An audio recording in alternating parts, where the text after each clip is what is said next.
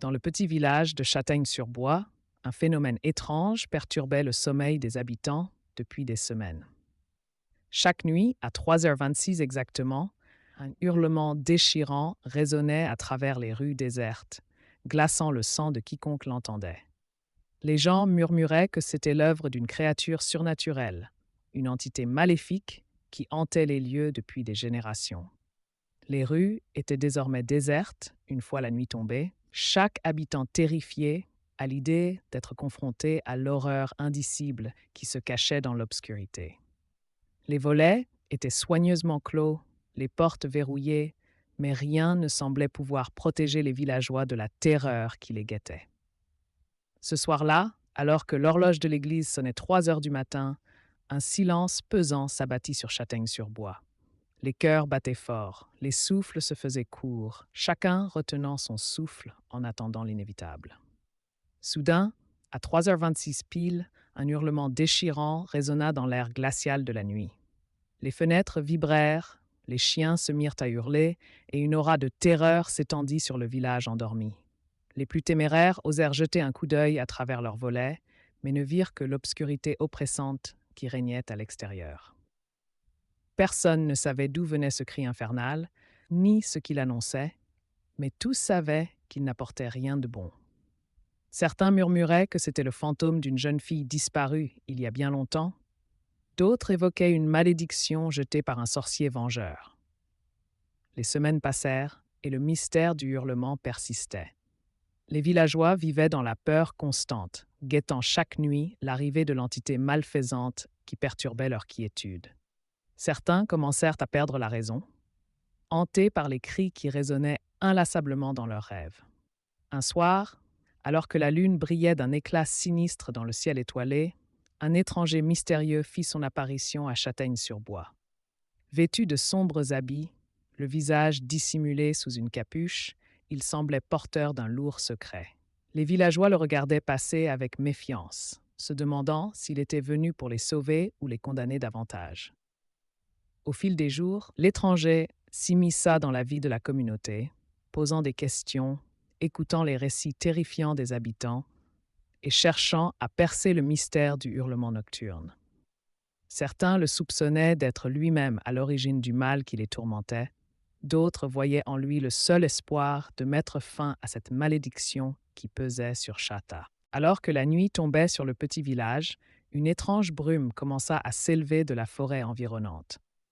Les habitants pouvaient sentir une présence oppressante dans l'air, comme si quelque chose de sinistre se préparait à surgir des ténèbres. Les rumeurs de disparitions mystérieuses se multipliaient et une peur indicible commençait à s'emparer des esprits. Les villageois savaient bien que quelque chose de maléfique rôdait parmi eux, mais aucun n'osait prononcer à voix haute le nom du démon qui hantait leurs cauchemars. Une nuit, une jeune femme nommée Élisabeth ne put résister à la curiosité qui la tiraillait depuis des semaines. Alors que la lune brillait d'un éclat sinistre dans le ciel, elle décida de s'aventurer seule dans la forêt maudite.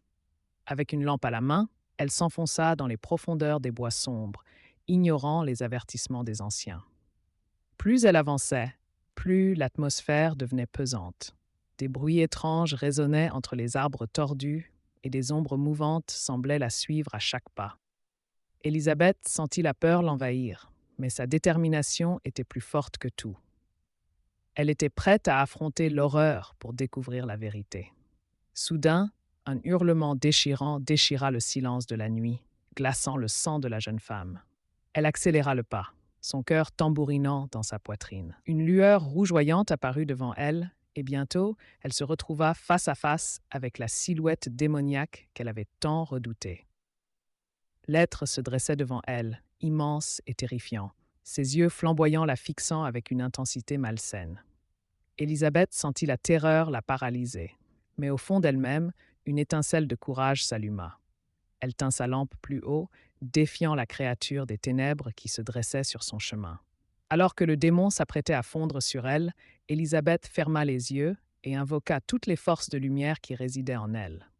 Une explosion de lumière aveuglante jaillit de sa lampe, repoussant violemment l'ombre qui hurlait de rage et de douleur. Lorsque la lumière s'évanouit, et qu'Élisabeth osa enfin rouvrir les yeux, le démon avait disparu, ne laissant derrière lui qu'un silence lourd de promesses brisées. Épuisée mais triomphante, la jeune femme rebroussa chemin, sachant que sa bravoure avait repoussé le mal qui menaçait son village. Mais elle ignorait encore que le prix de sa victoire serait bien plus élevé qu'elle ne l'imaginait. La nuit était tombée alors que Lucie et Émilie se trouvaient toujours dans la vieille maison abandonnée. Elles avaient réussi à se cacher du sinistre individu qui les poursuivait, mais la peur les tenaillait. Soudain, elles entendirent un grincement sinistre venant de l'étage supérieur. Le sol trembla légèrement sous leurs pieds, comme si quelque chose de lourd se déplaçait lentement au-dessus d'elles. Les deux filles se regardèrent, le visage blême. Lucie prit la main tremblante d'Émilie et l'entraîna vers l'escalier qui menait à l'étage. Elles montèrent prudemment, chaque marche produisant un craquement inquiétant. Une fois en haut, elles virent une porte entr'ouverte d'où une lueur rougeâtre s'échappait. Émilie se mit à sangloter doucement, mais Lucie lui lança un regard déterminé. Elles s'approchèrent de la porte, retenant leur souffle. Lucie poussa doucement la porte, laissant apparaître une pièce macabre. Des bougies éclairaient une silhouette encapuchonnée, penchée au-dessus d'un étrange objet posé sur une table. L'individu ne semblait pas les avoir remarqués. Soudain, le mystérieux individu se redressa lentement, laissant tomber sa capuche.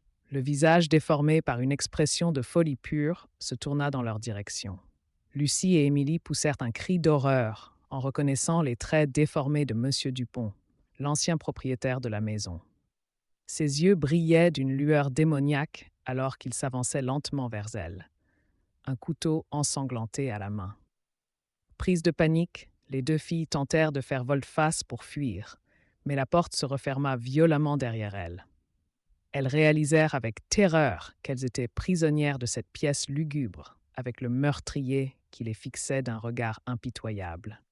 Il s'approcha lentement, le sourire aux lèvres, leur laissant entrevoir une rangée de dents pourries.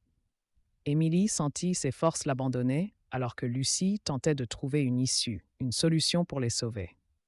C'est alors qu'elle remarqua un objet étrange posé sur une étagère à côté d'elle.